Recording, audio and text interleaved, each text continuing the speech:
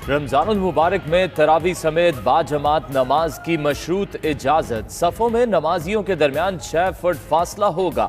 नमाजी वुजू घर से करके आए, मास्क पहन कर आएँ और हाथ ना मिलाएं। नमाज तरावी का एहतमाम मसाजिद के अंदर होगा। मसाजिद में इज्तिमाई सहरी और इफ्तारी ममनू। सदर और उलमा व मशाइख की मुशावरत के बाद 20 निकाती लाहे अमल पर इत्तफाक। आरिफ अलवी का कहना है बेहतर है एतकाफ घरों पर ही किया जाए।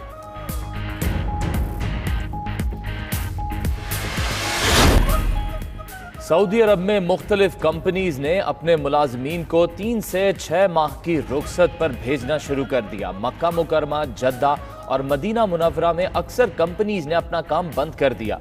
छुट्टियों पर भिजवाए जाने वाले मुलाजमीन की तनख्वाहों में 30 से 50% तक कटौती होगी।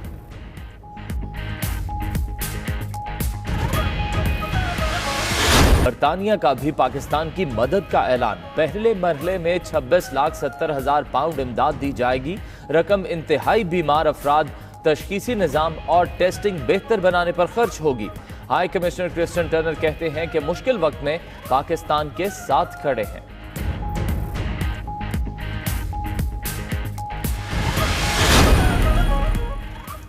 सिंध में मोटरसाइकिल की डबल सवारी पर मुकम्मल पाबंदी आयद। हर तरह की रियायत और इस्तिस्ना खत्म।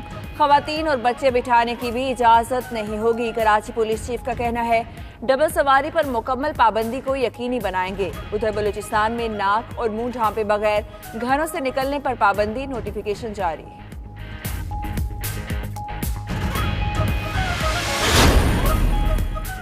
सिंध हुकूमत का ताजरों के लिए रिलीफ। मशरूत और महदूद सतह पर कारोबार की इजाजत होगी। बाज कारोबारी सरगर्मियों के लिए अलग अलग दिन मखसूस होंगे। वजीर आला और ताजरों के वफ्द की मुलाकात में इत्तफाक। कारोबार खोलने के मुतालिक हल्फनामा भी तैयार। SOPs पर अमल पर ही कारोबार खोलने दिया जाएगा। ताजर रहनुमा कहते हैं कि हफ्ते में 1-2 दिन कारोबार खुलना बेहतर है। उम्मीद है कि अगले हफ्ते कारोबारी सरगर्मियां शुरू हो सकेंगी।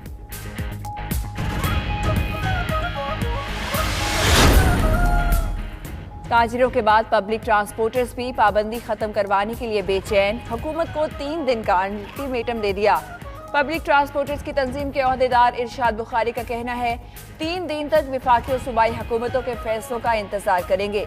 इसके बाद गाड़ियां सड़कों पर ले आएंगे। अगर हुकूमत ने दादरसी नहीं की तो कराची में पब्लिक ट्रांसपोर्ट बहाल कर देंगे।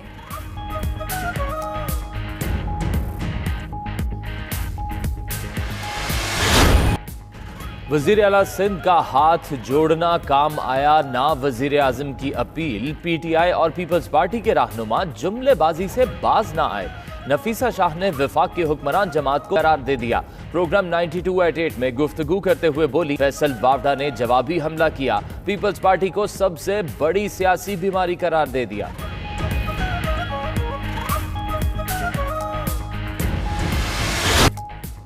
17 अप्रैल को शहबाज शरीफ को गिरफ्तार करने का कोई इरादा नहीं था। नैब का एलामिया। कहा शहबाज शरीफ से चंद सवालों के मुफस्सल जवाबात दरकार थे। नैब पर किसी दम का कोई असर नहीं। हर कार्रवाई आइन, कानून और शवाहिद के मुताबिक की जाती है। नैब अफसरान का किसी सियासी जमात से ताल्लुक नहीं। शेख रशीद ने प्रेस कॉन्फ्रेंस में शहबाज शरीफ की गिरफ्तारी रोकने का दावा किया था। मैंने दम किया तभी शहबाज शरीफ कल गिरफ्तारी से बच गया। अब वो सोच रहा होगा मैं लंदन कैसे जाऊं। लंदन जाएगा या अंदर जाएगा ये वक्त फैसला करेगा। PTI के मुस्ताफी MNA नजीब हारून को मनाने की कोशिशें। वजीर आजम और गवर्नर सिंध का टेलीफोनिक राब्ता। ज़राए के मुताबिक इमरान खान ने इमरान इस्माइल को नजीब हारून को मनाने का टास्क दे दिया। कहा नजीब हारून पार्टी के बानी अरकान में से है, शिकवे दूर किए जाएं। उधर सदर और गवर्नर सिंध की नजीब हारून से इस्तीफा वापस लेने की दरख्वास्त। नजीब हारून की सैफ नियाजी से मुलाकात भी हुई।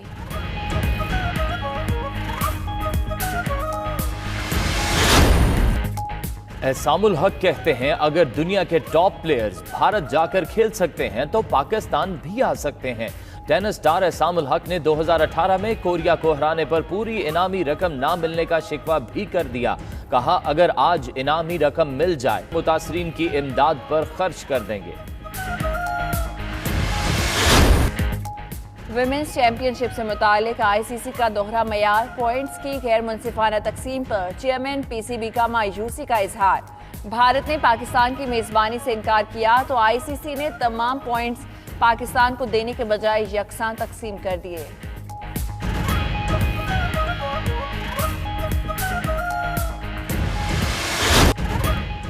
और गुलकार अली जफर 16 साल की उम्र में लिखा गया गाना नहीं रे नहीं गुनगुनाने लगे। सोशल मीडिया पर अपलोड किया गया ये गाना बहुत मकबूल हो रहा है।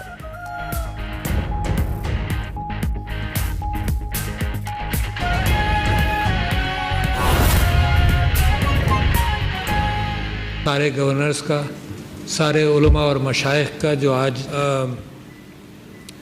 सारे चीफ मिनिस्टर्स का, सारे गवर्नर्स का, सारे उलमा और मशाइख का जो आज इस कॉन्फ्रेंस में तशरीफ़ फरमा थे और हर सूबे से, गिलगित बल्तिस्तान से और आज़ाद जम्मू कश्मीर से, और उन सियासतदानों का सबका मशकूर हूँ जिनसे मशवरा किया गया और तकरीबन हर चीज़ पर मुकम्मल इत्तेफाक पाया गया।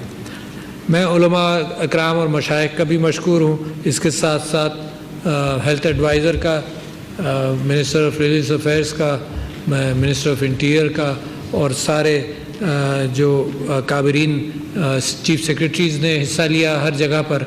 मैं चीफ मिनिस्टर्स का यूँ भी मशकूर हूँ कि मैंने उनसे कल दरख्वास्त की थी कि लिख कर अपनी तजावीज़ भेज दें।